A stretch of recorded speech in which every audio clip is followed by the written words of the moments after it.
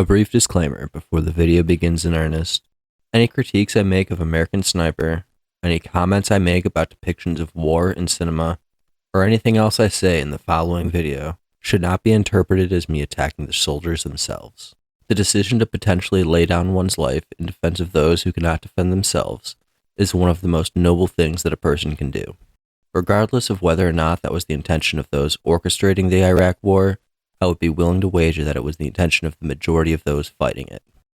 Such mentality should be held in the highest regard, and those who adhere to such a mentality are truly the most valorous among us. Furthermore, American Sniper is touted as a true story. I will touch a little bit on the validity of this claim at the end, but for the majority of the video, I will be analyzing the movie in a vacuum, letting it stand or fall on its merits as a film, rather than applauding it for its truthfulness or excoriating it for its lack of such a thing. The core theme of American Sniper is as follows. There are sheep, those who need protecting. There are wolves, those who would harm the sheep. And there are sheepdogs, those who would protect the sheep from the wolves. And honestly, this simple shot of a table is one of the most elegant ways of establishing a theme that I've ever seen in a film. From left to right, we have the sheep represented by the child's drawing, followed by the football in the middle that can be thought to represent the wolves, or those who would partake in violence for the sake of violence, profit, entertainment, and so on. And at the far right, we have the toy soldiers, representing the sheepdogs. The protagonist, Chris Kyle, is shown throughout to be a sheepdog ardent in his conviction to protect the flock from all threats. Throughout the course of the movie, we follow our protagonist through his military career, and we see how it intersects with his civilian life. To some degree, we see a man who is compelled to do horrible things and witness horrible things not done by his hand, all ostensibly for the sake of protecting those who cannot protect themselves. We also see the repercussions that these things have on his civilian life and how he deals with these repercussions. And finally, we get to watch as his mentality slowly shifts from that of the sheepdog to almost a wolf in a way. Initially, the film depicts Kyle as enlisting in response to 9/11, with the goal of aiding in the endeavor to make sure that such a thing never happens again. A true sheepdog, protecting the defenseless. During the course of his various deployments, this sheepdog mentality is still present, but also expands to encompass those who are serving with him instead of just the civilian population stateside. During his trips home, he states that his desire to return is born from his desire to protect his fellow soldiers, and less emphasis is placed on his desire to defend the defenseless, but rather protect his brothers in arms.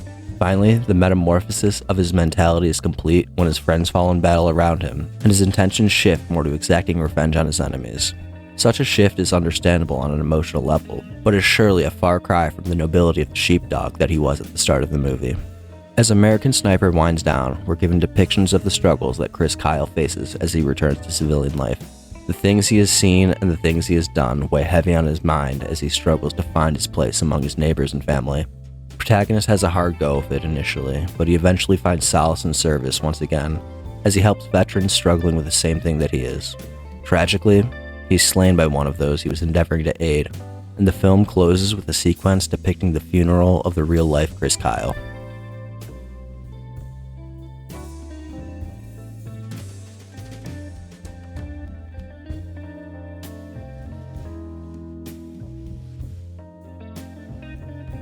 This Tolkien quote so eloquently summarizes my thoughts on how war ought to be depicted in film. War is not a thing that should be glorified. It should not be depicted as a real-life version of Call of Duty, but rather a tragic necessity. Emphasis should not be placed on how cool it is to fire a gun, how fun it is to fly an airplane, or how badass it would be to be an action hero, but on why all of those things are necessary. War is a serious topic, and should be treated as such.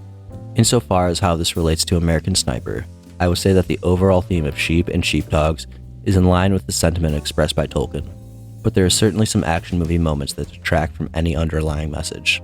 Chief among them is the enemy sniper that serves as the most acute antagonist of the film.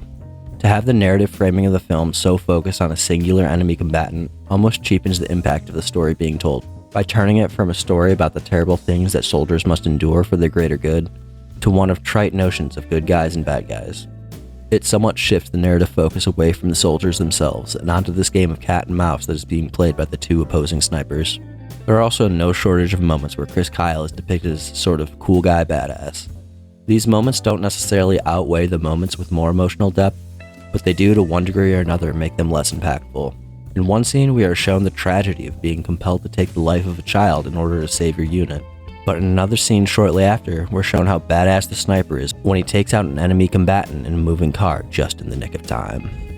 I do believe that American Sniper is a more poignant portrayal of what it's like to be a soldier than some cheap action movie, but the fact that there are these exhilarating action sequences in the first place means that it is not entirely without an action movie sensibility. And honestly, there is no room for such a sensibility in a film where realism and sincerity are such core motifs. Moving on from the broad strokes of my critique to the more granular details that bothered me. These gripes don't really have anything to do with the overall themes or messages of the movie, but are more so moments that I was unable to suspend my disbelief. That being said, I have never served in the military or anything of that nature, so maybe these are genuine things that are acceptable, and these minor gripes are entirely unfounded in reality. The first is this scene. Chris Kyle is doing his sniper thing on the rooftop, and next to him is another soldier playing a Game Boy. Again, I'm not a veteran, but is this allowed? It would seem crazy to me if that was the case. These two are theoretically in a combat zone with people trying to kill them constantly, and this guy's like playing Pokemon or something. The next gripe is one that's a bit more plot relevant. There are two instances where Chris Kyle is talking to his wife while ostensibly engaged in some sort of military operation. The first scene finds him speaking to her while he's on the rooftop doing sniper things and is of little consequence. The second scene, however, is a semi-pivotal plot point in which the sniper is on the phone with his wife while his unit is attacked, causing Chris to drop the phone and fight while his pregnant wife hears everything and has a mental breakdown. This is supposed to have a huge emotional impact, but it begs the question, why are you on the phone in the first place? Are soldiers allowed to just make personal calls while engaged in military operations? That would seem silly, for many reasons. Not least among them, the thing that literally just happened to the two characters. Finally, the Punisher skull.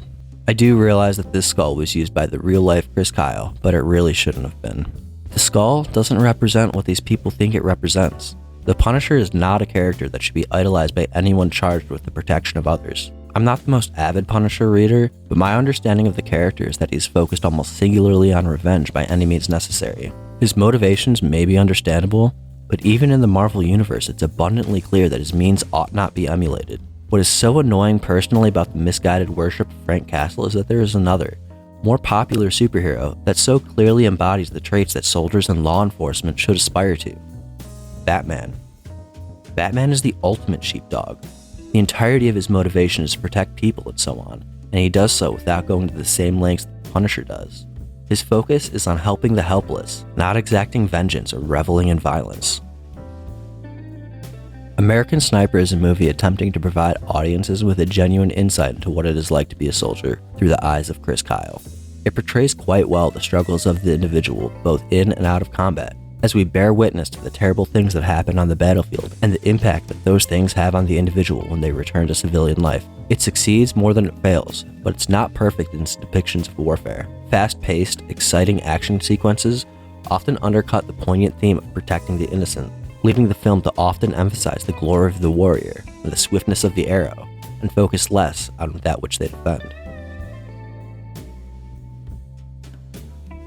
I mentioned earlier that for the majority of this video, I'm only going to be looking at American Sniper as the film, and not assessing it on any sort of factual basis. But I feel like I would be remiss if I didn't at least touch on some of the controversy. Chris Kyle was a real person and a real soldier, but some of the things that were in his book have been called into question.